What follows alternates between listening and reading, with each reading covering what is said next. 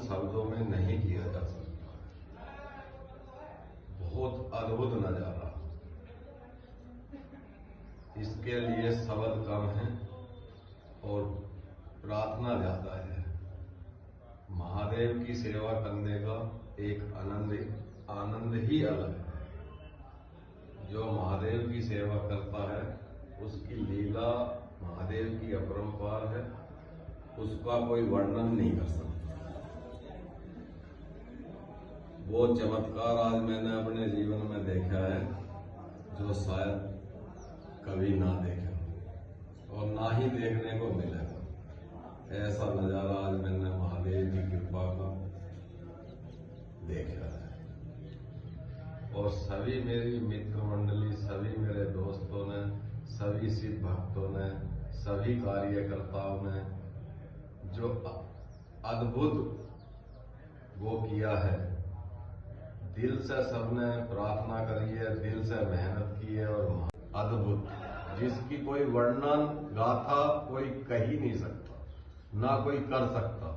मैंने तो आज अपनी आंखों से ये मेरे को प्रभु का चमत्कार देखने की उनकी कृपा मेरे पर हुई है। मैं तो उन्हें बार बार नमन करता हूँ और उनका आशीर्वाद अपने पे और अपने साथियों पे और अपने सभी जनों पे चाहता हूँ, अपने परिवार पे, अपने मित्रगणों पे, अपने भाइयों पे, सभी पे इतनी कृपा होए। सारे संसार पे उन्हीं की कृपा है वैसे तो, पर फिर भी उनके चरणों में सबको नमन करके ही कहीं किया है। दिल से सबने प्रार्थना करी है, दिल से मेहनत की है और महादेव के चरणों में समर्पित हो गए। मैं तो चाहूंगा कि सभी भाई लोग 10 मिनट का समय निकाल कर महादेव के लिए सुबह सुबह नमन करें। जब भी समय मिले उसके लिए नमन करना चाहिए। उसी का सब है, उसी की सब लीला है, सब उसी का अपरंपार है। और हमारे बड़े भाई आदरणीय श्री अशोक गुप्ता जी ने जो हमें इस लायक समझा और इतनी बड़ी हमें जिम्मेदारी में शामिल किया, उसका नजारा अद्भुत था। शायद उन्होंने तो अपने जीवन में ऐसा अद्भुत नजारा देखा है, इसीलिए वो शिव भक्तों में उनका गिनती है। और सभी को हनुमान जी की, शिव जी भगवान जी की जो आज प्राण प्रतिष्ठा हम लोगों ने, सारी कमेटी ने, सारे शिव भक्तों ने, सारे हनुमान भक्तों ने जो किया है, ऐसा सब लोग थोड़ा थोड़ा प्रभु के लिए अपने जीवन में से टाइम निकाले। सब उसी का है, अपना कुछ है ही नहीं। ऐसा आज मेरे को अनुभव हुआ है। जय महादेव। हर हर महादेव। तो हम लगे हुए तो इसमें करीबन पहले से ही थे। मंदिर हमने पहले ही तैयार किया था, लेकिन पूजा हमारी 11 तारीख से आरंभ हुई थी। 11 मार्च 2023। 11 मार्च 2023 से हमारी पूजा आरंभ हुई थी और 13 को हमारी प्राण प्रतिष्ठा हुई है और 14 को हमारा प्रसादी भंडारा है। 11 तारीख को 10 तारीख की रात को ये सारी पीठें बनी थी। हाँ जी। सर्वतो भद्रमंडल, रुद्रमंडल, 64 योगिनी, षोडश मात्रा, 10 महाविद्याएं, नमस्चंडिकाएं, नवग्रह और पितरों की पूजा के लिए सब पीठें बनाई। और 11 तारीख को विधि विधान से बाहर के आचार्यों ब्राह्मणों द्वारा उसकी पूजा की शुरुआत हुई। सारी पीठों का आह्वान किया गया, उनकी पूजा की गई और पूजा के बाद जो है भोलेनाथ की सारे सभी परिवार को, बालाजी हनुमान जी को जलादिवास मतलब जल के अंदर बर्तन में जल भर के और सारी मूर्तियों को जल के अंदर रखा जाता है। एक दिन रखा जाता है और उसके बाद जलादिवास के बाद अन्नादिवास, अन्न मतलब 7 तरह के अन्न, करीब 8-10 कुंटल अन्न मंगा के सारी मूर्तियों को उसमें ढका जाता है। और अन्नादिवास के बाद फिर होता है फलादिवास। फल आते हैं 7-8 कुंटल और फलों में सारी मूर्तियों को दबाया जाता है। और अन्नादिवास के बाद फिर होता है फलादिवास, फल आते हैं 7-8 कुंटल और फलों में सारी मूर्तियों को दबाया जाता है। फलादिवास के बाद होता है घृतादिवास, घी देसी घी में मूर्तियों को डुबो को रखा जाता है। फिर रसादिवास, सभी फलों के जो रस होते हैं उन रसों को उसके अंदर दबा के मूर्तियों को रखा जाता है। और ऐसे करीब 7 तरह का अधिवास होने के बाद लास्ट में 12 मार्च 2023 को सैयादिवास, मतलब भगवान इतने थक जाते हैं, मान्यता ये है स्कंद पुराण के अनुसार कि ये प्राण प्रतिष्ठा में भगवान भी इतने थक जाते हैं जितने भक्त नहीं थकते तो उनको फिर आराम की जरूरत होती है, क्योंकि उनकी दूसरे दिन प्राण प्रतिष्ठा होनी होती है। तो 12 मार्च को सैयादिवास कराया, भगवान को सुलाने के बाद फिर सुबह उनको मतलब जगाया, और जगाने के बाद फिर उनकी वो प्रक्रिया शुरू हुई। और 13 तारीख को सुबह 11:30 से 12:30 का मुहूर्त था, और उनकी प्राण प्रतिष्ठा का कार्यक्रम जो पहले तुमने वीडियो बनाया है, वीडियो है वो डाल दिया है। वो पूरा प्रक्रिया आम पब्लिक को जानकारी होना चाहिए कि अपना सनातन धर्म और अपना अध्यात्म कितना ऊंचे लेवल का है। वाली जब भगवान की जब आंखें खोली हैं और जो कांच टूटा है और छाल हुआ है, ये संसार में कोई विज्ञान ऐसा कर नहीं सकता। और यही भक्तों का विश्वास पैदा, और ये इस चीज का गारंटी है कि ईश्वर साक्षात यहाँ पर आकर पधार लिए, मतलब उन्होंने हमारी मेहनत का हमको फल दिखा दिया। इसमें कोई अंधविश्वास नहीं बचा। जो चीज हम सामने अपनी आंखों के सामने देखे, हालांकि उस पूरे उसमें भाई साहब अकेले थे। हमारे शास्त्री श्री रामवरण जी ने जो आचार्य उनके साथ थे, उन्होंने अद्भुत पूजा का अनुभव प्राप्त करवाया, और सभी को इस तरह से पूजा का अनुभव होना चाहिए। अमृतेश्वर नाम पूछो ना। ये अमृतेश्वर बालाजी धाम का नाम आप ये क्यों रखा गया? ये किसी उसमें हमने हमारे बड़े भाई अशोक गुप्ता जी ने पढ़ा था, जो ऋषि मार्कंडेय जी थे, जो शिव भक्त कहलाए गए थे। उन्होंने प्रतिज्ञा की थी कि मैं 12, उन्होंने प्रतिज्ञा या उसको अपन बोल सकते हैं कि उन्होंने प्रण लिया था, कुछ भी ऐसा किया था कि मैं 12 अमृतेश्वर महादेव के नाम से 12 शिवलिंग स्थापित करवाऊंगा। तो उनके 12 ना हो के वो 11 ही हुए थे। एक उनका किसी कारण अधूरा था, जो हमारे बड़े भाई अशोक गुप्ता जी ने किसी किताब में पढ़ा था। फिर उसमें हमने जो था श्री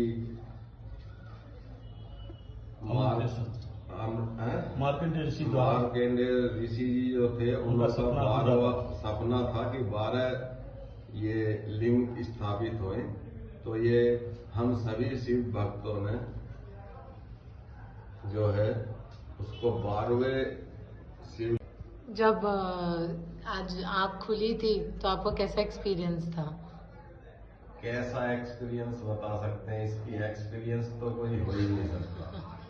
ये तो प्रभु की कृपा थी कि जिस टाइम प्रभु को कांच दिखाया गया तो वो अद्भुत नजारा था कि कांच ऐसा उड़ गया था, ऐसा उड़ गया, छार उड़ गया। और शास्त्री लोग और सारे लोग, मेरी तो आंखों से आंसू आए गए, और मैं तो देख ही नहीं सका कि क्या होया। ये इतना अद्भुत नजारा था कि पूरे मंदिर में कांच के टुकड़े उड़ गए थे, इतना अद्भुत नजारा था। पंडित जी का हाथ मिल गया, पंडित जी का हाथ कांप गए थे। अच्छा। और मेरे तो हृदय से और आंखों से मेरी तो इतनी वो हुई, मैं तो महादेव की कृपा में, और मैं तो उन्हीं की छत्र छाया में आ गया।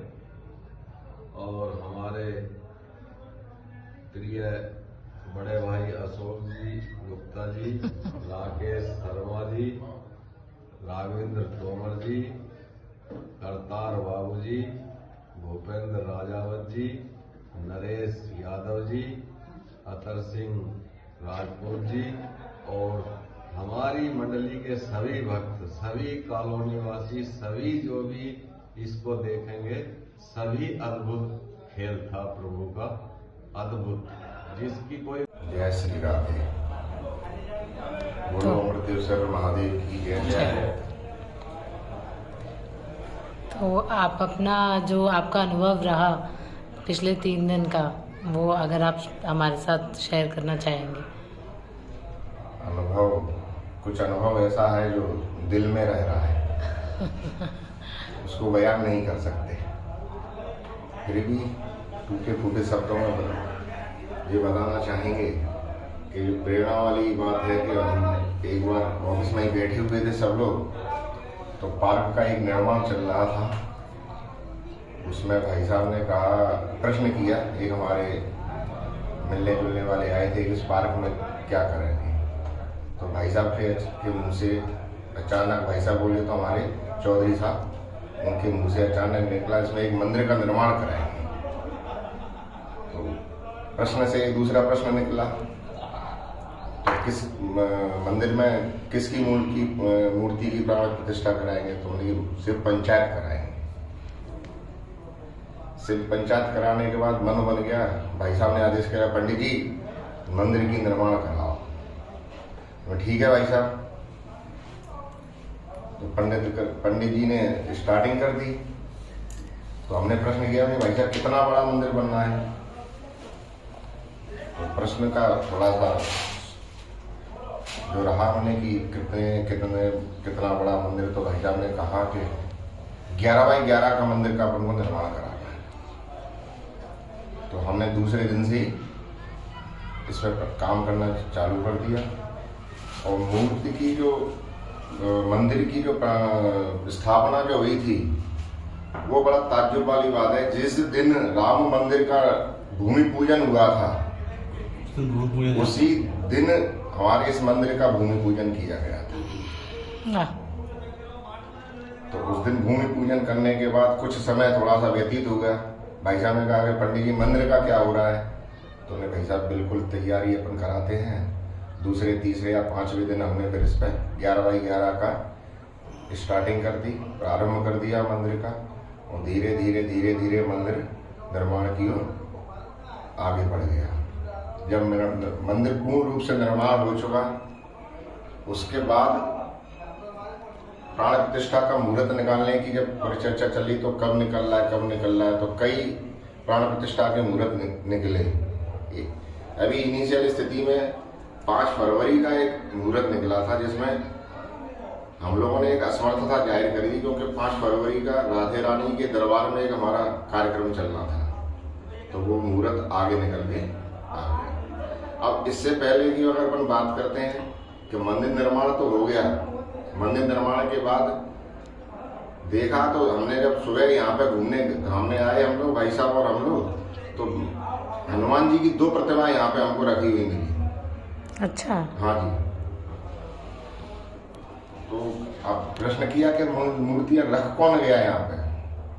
धीरे धीरे ऐसी स्थिति, मन की स्थिति बनी। कॉलोनी वालों ने कहा कि जब हनुमान जी की मूर्ति कोई रखी गया है, तो हनुमान जी की प्राण प्रतिष्ठा भी अपन करा दें। पहले कुछ ये बना था। अच्छा। हाँ वो बात बता। उसके बाद फिर हनुमान जी का कॉलोनी वासियों के सहयोग से हनुमान जी का मंदिर का निर्माण प्रारंभ हो गया। धीरे धीरे मंदिर का निर्माण करते छत वगैरह सब डल गई। तो उसके बाद प्राण प्रतिष्ठा का जो मुहूर्त रिपीट अपन ने निकलवाया था, 13 तारीख का जो मुहूर्त निकला, 13 मार्च का, 11 मार्च प्राण प्रतिष्ठा का जो मुहूर्त निकला 13 मार्च का निकला। और प्रारंभिक स्थिति 11 मार्च से स्टार्ट होते हुए 11, 12 और 13 को प्राण प्रतिष्ठा, 13 को रामायण का कार्यक्रम, उसके बाद 14 को भंडारा। तो ऐसे ये प्रेरणा मिली। और इसमें सबसे बड़ी बात क्या है, जो हनुमान जी जो बन के आए, हमको प्रेरणा देने वाले जो आए, हमारे गुप्ता जी, इनका सबसे बड़ा सहयोग रहा। सबसे ज्यादा सहयोग ये रहा। उसके बाद नर्मदेश्वर चले गए। जरूरी बताना, नर्मदेश्वर सभी लोग हमारे ओमकारेश्वर, हाँ ओमकारेश्वर गए। हमारे 10 से 12 लोग, सभी लोग साथ में गए। तो वहां से मूर्तियां लेके आए, जो आज जो आज यहाँ पर प्राण प्रतिष्ठित हो गई हैं। हनुमान जी की मूर्ति ग्वालियर से हमने ले ली। और सबसे ज्यादा जो प्रेरणादायक जो रहे भाई साहब हमारे गुप्ता जी, बड़ा अनुभव रहा। और शास्त्री जी के सानिध्य में इस प्राण प्रतिष्ठा का कार्यक्रम हुआ और आज भगवान भोलेनाथ की कृपा से, सबके सहयोग से, हमारी पूरी टीम के सहयोग से, Shri Balaji developers and colonisers के जितने भी हमारे सहयोगी गण हैं उन्होंने पूर्ण रूप से सहयोग दिया और आज महादेव अमृतेश्वर और बालाजी धाम की प्राण प्रतिष्ठा का अवसर और गौरव हमको प्राप्त हुआ।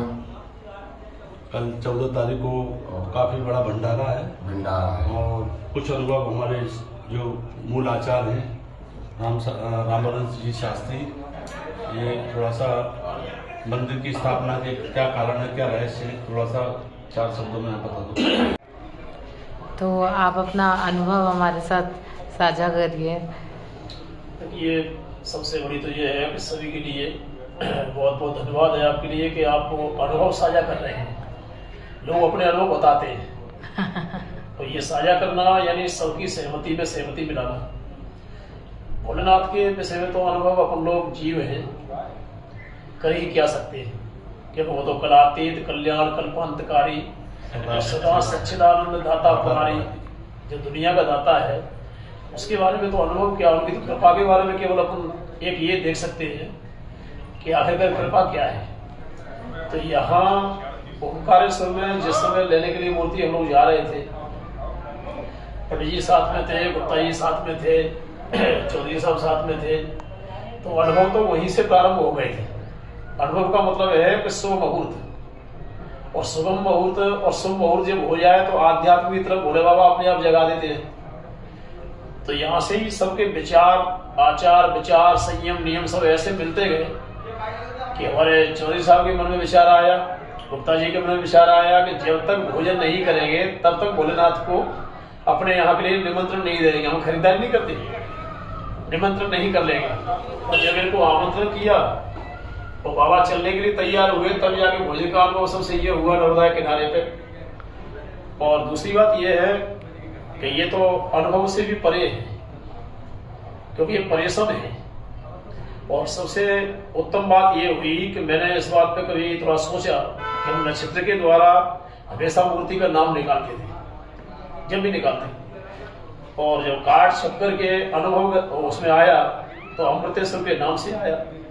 और जब अमृतेश्वर के नाम से अनुभव में आया है तो महामृत्युंजय के मंत्र में अमृतेश्वर का बड़ा लेख आया है और मार्कंडेय पुराण में भी इसका लेख है, क्योंकि मृत्यु को जो जीतने वाला है वो अजरामृतो भवेतस्य, अजरामृतो भवेतस्य ऐसा लिखा हुआ है कि जो अजर अमर कर दे तो उसमें वो केवल एक महामृत्युंजय ही है जो मरे हुए को जिंदा करता है या रोगी को निरोगी बनाता है।